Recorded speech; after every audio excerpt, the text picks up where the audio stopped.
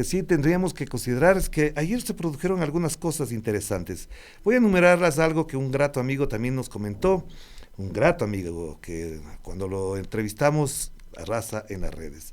En las últimas 48 horas han sido tiempos de grandes y buenas noticias, nos dice. La foto de Luisa González con Claudia Sheinbaum es bellísima. Viviana Veloz asumió la presidencia de la Asamblea Nacional y el Consejo de Europa aprobó por inmensa mayoría el informe denunciando los abusos contra Julian Assange, declarándolo perseguido político y dándonos la razón histórica, quiere decir al Ecuador, por supuesto.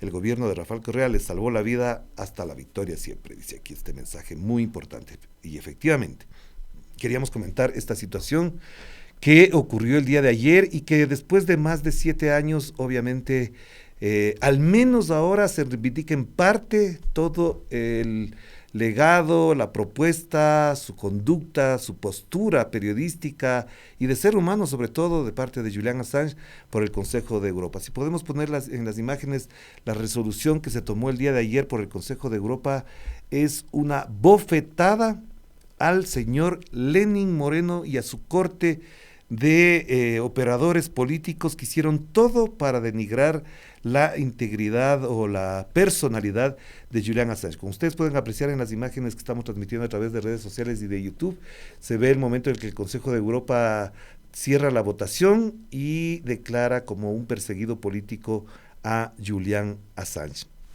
Esta situación efectivamente es muy, muy importante. Quizás en el mundo no se la va a valorar de la misma manera que se la consideró en Europa y en Ecuador, para variar, obviamente los medios de comunicación a los que se denomina la mafia mediática de esto prácticamente se quedaron callados y apenas un tuit por aquí, otro tuit por allá y no pasó de eso. La decisión efectivamente es muy, muy importante. Quiero destacar aquí los votos alcanzados para no equivocarme y tener presente en lo que significó para el mundo esta situación. A ver, lo que dice efectivamente el Consejo de Europa es que se le declara a Julian Assange como un perseguido político y efectivamente con eso se ratifica lo que efectivamente ya se sabía. Es decir, voy a leer lo que dice el Consejo de Europa directamente desde su página web, porque en la asamblea realizada el día de ayer, la Asamblea Parlamentaria del Consejo de Europa ha transmitido su profunda preocupación por el trato desproporcionado duro que ha sufrido Julian Assange, señalando el peligroso efecto disuasorio subyacente que pone en riesgo la protección de periodistas y denunciantes en todo el mundo. Esto es lo que se mencionó como antecedente y como argumento para eso. La Asamblea ha aprobado una resolución basada en un informe que reconoce que el trato que sufre Assange lo convierte en preso político en virtud de la definición del término adoptada por la Asamblea en el año 2012. En este sentido, cita los graves cargos presentados contra él por Estados Unidos que podrían haber conducido a una cadena perpetua y su condena con arreglo a la ley de espionaje estadounidense por ni más ni menos recopilar y publicar noticias. La Asamblea, compuesta por parlamentarios de los 46 estados del Consejo de Europa, también instó a los Estados Unidos a investigar los presuntos crímenes de guerra y violaciones de los derechos humanos revelados por el señor Assange y Wikileaks. Esto es muy, muy importante.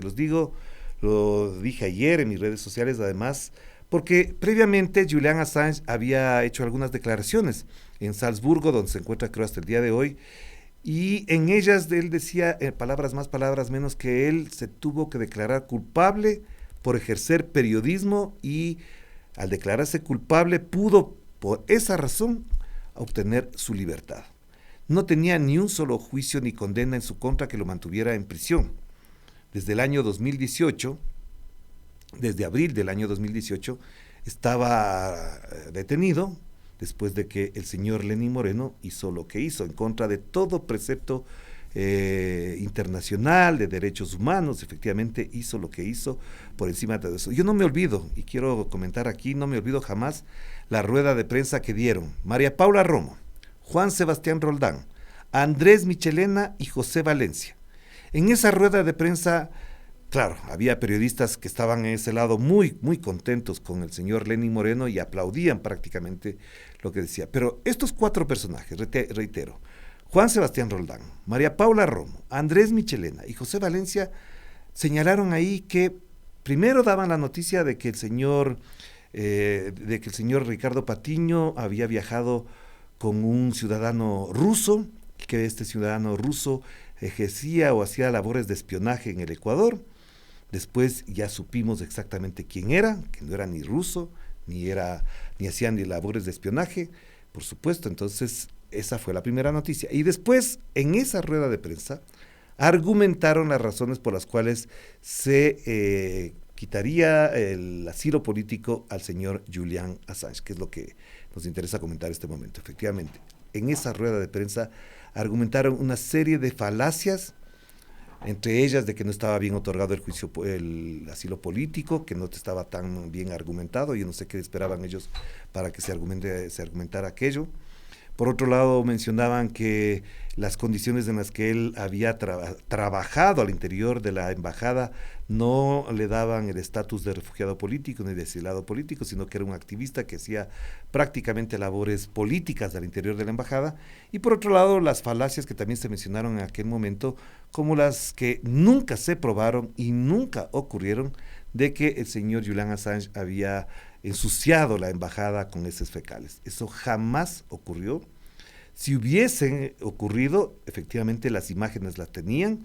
El sistema de espionaje que implementaron para controlar las actividades del señor Julian Assange al interior de la embajada habría mostrado de inmediato las imágenes, como mostraban cuando él, por ejemplo, para entretenerse en 3 metros usaba una patineta, cuando compartía con su gato, cuando estudiaba, cuando leía, cuando hacía ejercicios. Todo eso estaba grabado, pero jamás pudieron mostrar imágenes de las que acusaba el señor Lenín Moreno. Y por eso, efectivamente, como ha mencionado algunas personalidades, entre ellas Rafael Correa Delgado, quien se encontró por primera vez con Julian Assange personalmente, obviamente esto demuestra la validez y la sensatez que tuvo el gobierno ecuatoriano en el año 2012 de otorgarle el asilo político. Es decir, ahora, prácticamente 14 años después, se ratifica que las razones que tuvo el gobierno ecuatoriano de aquel entonces para tener en condición de asilado político en la Embajada de Londres a Julian Assange tenían todos los argumentos. Lo dice nada más y nada menos que el Consejo de Europa. Y eso efectivamente marca un hito muy, muy importante. Y no me olvido que ayer incluso lo mencionaba Alexis Moncayo en este mismo espacio. En aquel entonces, cuando se le retiró la condición de asilado político, muchos, pero muchos periodistas de este país celebraban que a un colega que estaba recluido y que lo detenían en Londres por haber publicado, por haber ejercido el oficio, por haber divulgado verdades incontrastables, verdades plenas, absolutas, con imágenes, con documentos, ni siquiera eran interpretaciones como les gusta hacer a algunos periodistas ecuatorianos. No eran interpretaciones, no eran editoriales, no son esos panfletos del señor Roberto Aguilar o de Martín Payares, ni nada por decir, eran documentos revelados por Wikileaks. Por esa situación, por haberlo recluido, por haberlo detenido, por haberlo encarcelado, estos periodistas celebraban. Hubo un periodista que incluso dijo que se iba a pegar unos cangrejos después de esto.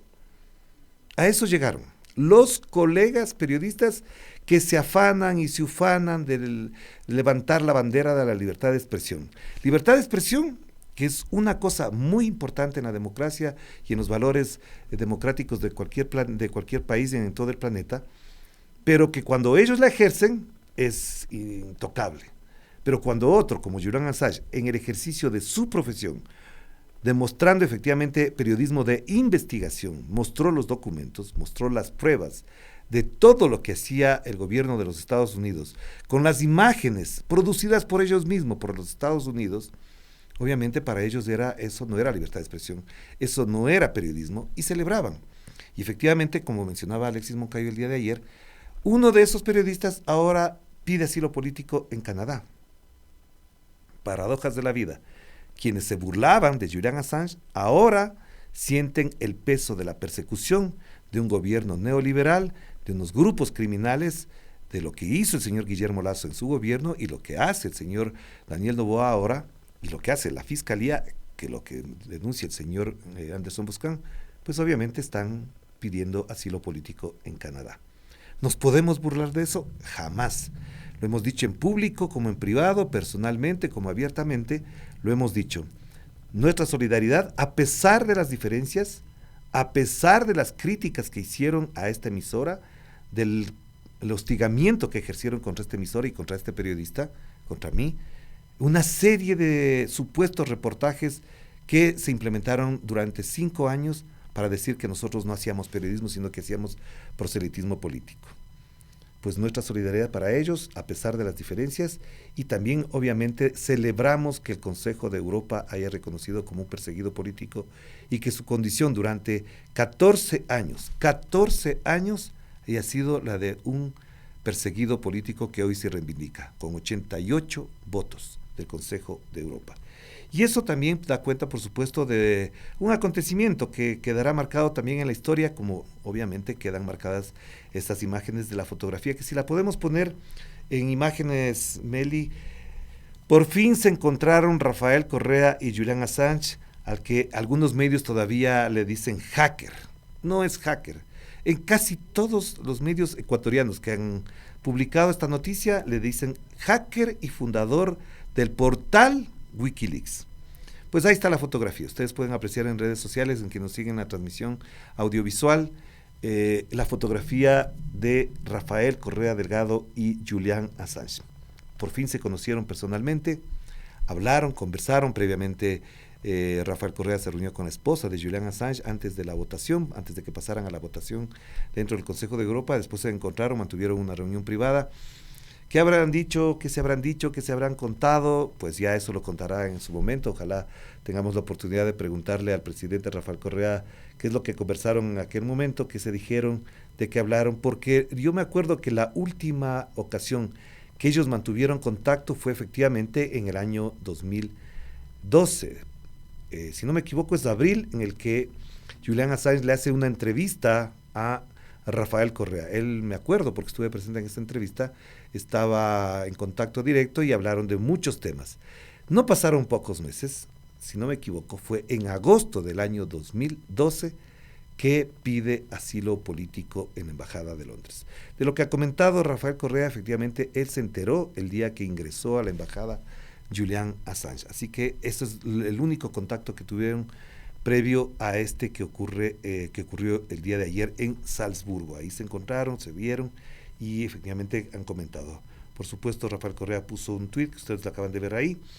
Finalmente pude conocer en persona a Julian Assange con la resolución del Consejo de Europa diciendo claramente que Julian fue un perseguido político. Se empieza a ajustar cuentas con la historia y pone un puñito en alto Rafael Correa en su cuenta de Twitter o de X. Cuando regrese el Estado de Derecho al Ecuador, Lenín Moreno tendrá que ser juzgado por traición a la patria. Hasta la victoria siempre, dice el tuit o el mensaje en X de Rafael Correa Delgado. ¿Por qué menciona eso? Porque efectivamente ahí hay un grave delito.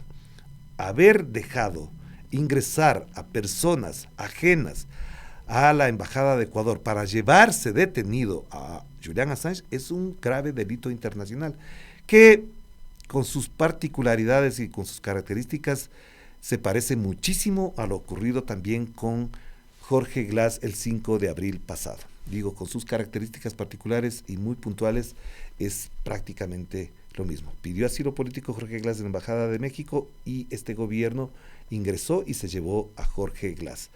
Al menos en Londres pidieron autorización. Aquí no siquiera pidieron autorización. Pero bueno, estas son las cosas que ocurrieron en este país y efectivamente habría que considerar esto como un hito histórico, porque además desmonta lo que les decía hace un momento que mencionaron María Paula Romo, Juan Sebastián Roldán, José Valencia, canciller de aquel entonces, y el secretario de Comunicación, el señor Andrés Michelena. Más allá de también lo que diga o ya saldrá a hablar el señor Lenín Moreno, que efectivamente ya no tiene ningún sentido, ninguna justificación, porque ¿cómo le puede decir el señor Lenín Moreno que frente al Consejo de Europa que él hizo eso porque le había insultado, había denigrado la sede diplomática del Ecuador?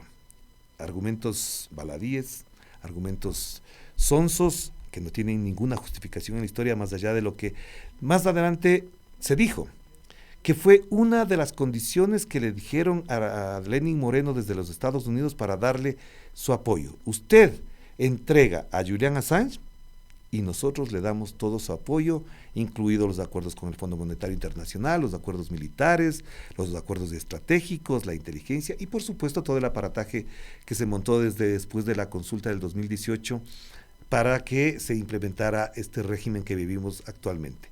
Un régimen en el que la institucionalidad no sirve para nada, en la que los procesos de políticas públicas, de gobernabilidad y de gobernanza se desbarataron por completo bajo el Trujillato y bajo la presidencia de Lenín Moreno, y que ahora, para bien o para mal en algunos casos, para unos y para la mayoría, creería yo que no es nada agradable mencionarlo, han destrozado a este país, institucionalmente, económicamente, socialmente y en el plano de la soberanía, que es lo que nos interesa hablar en este momento. Efectivamente, esta situación es muy, muy importante, no la queremos dejar de señalar y los comentarios que van y vienen en redes sociales alrededor del tema efectivamente son muy, muy importantes. Esto creo que es muy importante, lo que menciona acá Washington es muy importante. Con esto se demuestra toda la falacia con la que se implementó la salida de Julian Assange de la embajada. Sí, estoy de acuerdo con Washington en esto. No es Washington Yepes por si acaso, no es él. Y también Juan Pablo nos dice, todo llegará a su tiempo, todo llegará a su tiempo. Sí, efectivamente es así. Como lo mencionaba también Rafael Correa, el tiempo va ajustando las cosas, como se dice normalmente en el camino se ajustan las cargas y nos veremos en el camino, por supuesto, con la realidad por delante. La historia siempre es la mejor sabia y quien mejor juzga las cosas en este planeta. Eso por un lado. Y solamente para acotar lo ocurrido con Julian Assange, la pregunta es que Estados Unidos y la Unión Europea tendrán que reconocer daños y perjuicios contra Julian Assange. ¿Cómo se recupera el tiempo perdido? Casi 12 años recluido, 5 de ellos, en la embajada y el resto en una cárcel en Londres. A pesar de la culpabilidad con la que se asumió para poder obtener la libertad, tienen que haber procesos. Claro, por supuesto, en el acuerdo que se plantea es que no se va a demandar a los Estados Unidos. ¿Quién le puede demandar a Estados Unidos a estas alturas? ¿Quién? Pero bueno, estas son las circunstancias con las que estamos. Y estamos también, por el otro lado, pendientes de lo que ocurra con la actuación del municipio con respecto a los aguaceros. Decíamos si hay alguna información, interrumpimos de inmediato para eso. Y lo que mencionábamos también, el otro elemento es muy importante, lo que ocurrió el día de ayer en la Asamblea Nacional, la posesión como presidenta de la Asamblea de Viviana Veloz. No sé si tenemos una parte de la intervención de ella que publicamos el día de ayer, cuando ella efectivamente habla en la posesión, por supuesto, de la presidencia de la Asamblea Nacional, como uno de los elementos fundamentales de su gestión, efectivamente, el desarrollar lo que implica la institucionalidad del primer poder del Estado.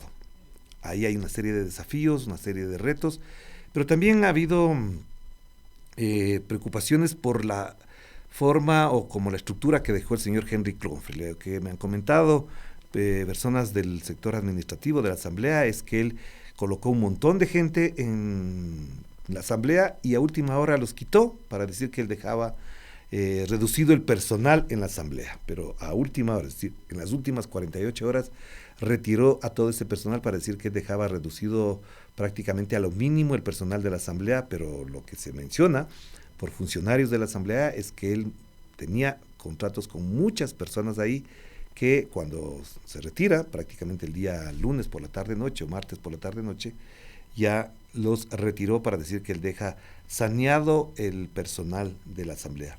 Ahora bien, no sé si tenemos aparte del discurso de Viviana Veloz, me parece muy importante escucharlo, si lo tenemos a la mano me avisan para ponerlo, por favor. ¿Lo tenemos ahí? Ya. Vamos a poner una parte del discurso que tuvo ayer la presidenta, la flamante presidenta de la Asamblea Nacional, Viviana Veloz, porque me parece que es muy importante este mensaje en medio de los ataques, del hostigamiento, porque cuando se posesiona a Henry Confre, un social cristiano, uno de Creo, uno de Pachacuti, no pasa absolutamente nada. Pero basta que sea una persona de la Revolución Ciudadana para que afloren todos los ataques. Ayer había una serie de mensajes en redes sociales que no tienen ningún sentido, no tienen ningún valor, porque a ella le correspondía por ley asumir la presidencia de la Asamblea, como no cabe otra situación. Así que escuchemos esto y después vamos a pasar a comentar esta situación. Pongamos ese fragmento de la intervención de Viviana Veloz. Hoy, un compromiso público como presidenta de la Asamblea Nacional, que dentro de este periodo vamos a debatir y vamos a aprobar el proyecto de ley para la Universidad Pública de Santo Domingo de los Áchilas y cumplir con un justo sueño de la juventud de mi provincia. Por eso espero contar con todos ustedes, colegas legisladores, con ese voto para la aprobación. También para la Amazonía, claro que sí, la Amazonía tan olvidada, querida Luzmila. En este sentido, insisto, mi compromiso junto a todas y todos ustedes es hacer una institución donde las y los ciudadanos se sientan representados y oídos, que seamos de utilidad en la solución de al menos en parte de las múltiples tragedias que en la actualidad atraviesa nuestro país y enfrenta de forma cotidiana nuestra gente. Todos conformamos uno de los más importantes poderes del Estado, de ese Estado que, no contento con las dantescas cifras anteriormente señaladas, al cierre del pasado mes de agosto, tan solo con el Fondo Monetario Internacional, acumulaba una deuda de 9.000 millones de dólares. Un país a oscuras, un país en tinieblas, un país sin esperanzas. Además, un país destruido en su institucionalidad, en la que cortesanos de palacio, con el nombre de jueces, pretenden someter incluso a esta Asamblea Nacional.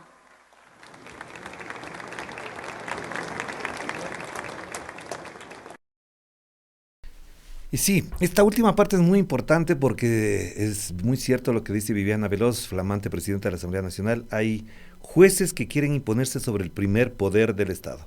Jueces que quieren incluso regular los juicios políticos, jueces que quieren limitar la acción fiscalizadora e incluso legisladora de la Asamblea Nacional. Muy importante que tengamos presente esto. Quiero agradecer también los comentarios a propósito de lo de Julian Assange. Por ejemplo, Javier Banguera dice, ¿no será que esa Asamblea Europea también es correísta? Pues no, para nada. Habría que ver cuántos de los 88 legisladores del Consejo de Europa, son de izquierda, de derecha, neofascistas, fascistas, que sí los hay efectivamente en Europa, que están declarados como tal. Y también, por supuesto, gracias a César Armando Bermeo, un abrazo a la distancia. Gracias por las felicitaciones por el triunfo del Nacho también, muy amable, gracias.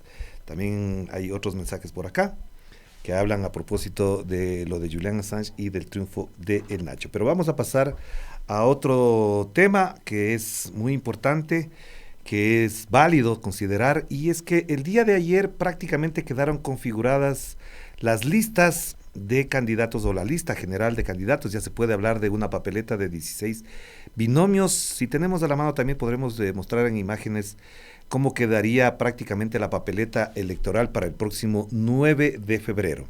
Como ustedes saben, todo el mundo lo sabía, o al menos hemos informado adecuadamente y oportunamente, hasta las 18 horas del día de ayer tenían los grupos, movimientos, organizaciones y partidos políticos para presentar definitivamente sus listas de binomios presidenciales y de listas nacionales. Prácticamente está configurada la lista de 16 binomios, y uno creería que con eso prácticamente queda ratificada la conducta política de las organizaciones que se pudo ver y apreciar a lo largo del último mes de septiembre. Es decir, no hay muchas modificaciones, por supuesto están ahí, se puede apreciar prácticamente. Está la papeleta de elecciones generales 2025, Ahí esa papeleta me parece que solamente tendría uno, no, si están completos, 1, 2, 3, 4, 5, 6, 7, 8, 9, 10, 11, 12, 13, 14, 16, sí, efectivamente, 16 binomios.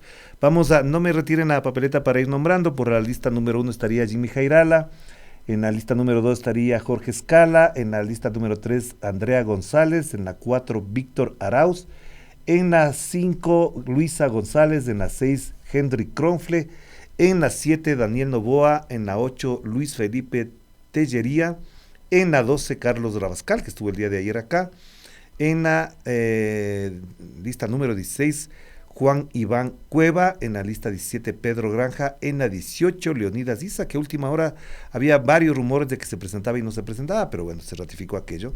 En la lista número 20 el expresidente de la Corte Nacional de Justicia, Iván Saquicela. En la 21 por el movimiento Creo, Francesco Tabaqui. En la 23 Jan Topic por el movimiento Suma.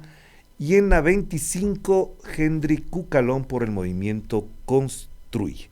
Esta es la papeleta con la cual se decidirá quiénes pasen a la segunda vuelta, y si hay una sola vuelta ya sabemos que tendría que tener más del 40% de la votación con una diferencia de 10 puntos de su inmediato seguidor, o lo otro que es obtener el 50 más 1 de los votos. Efectivamente así es como está planteado. ¿Qué vemos ahí?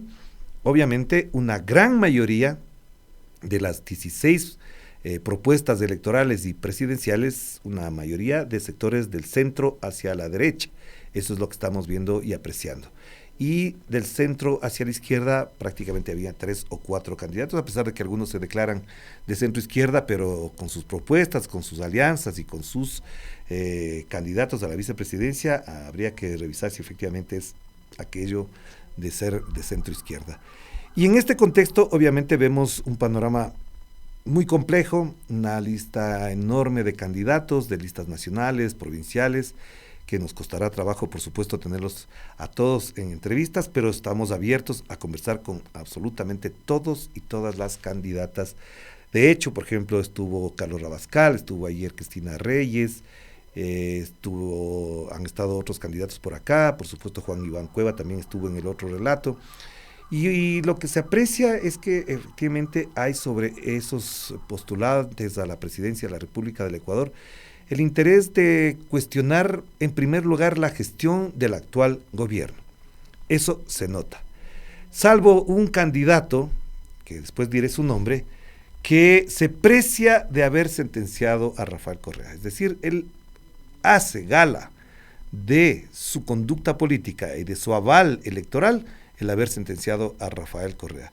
Seguramente, cuando le entrevisten al señor Iván Saquicela, que es el que habla de esto, le podemos preguntar si es que él, por ejemplo, avala lo que hace el Consejo de Europa con respecto a Julian Assange, si avala lo que hizo el gobierno ecuatoriano en la Embajada de México, y veremos su talante democrático y de jurista para saber hasta dónde llega su conducta política. Es decir, si es un jurista, debería apegarse y ceñirse a las conductas que todo jurista debe tenerlas, pero como está en plan político, desde que ejerció la candidatura, la presidencia de la Corte Nacional de Justicia, obviamente creo que no nos respondería esa pregunta como lo estamos planteando.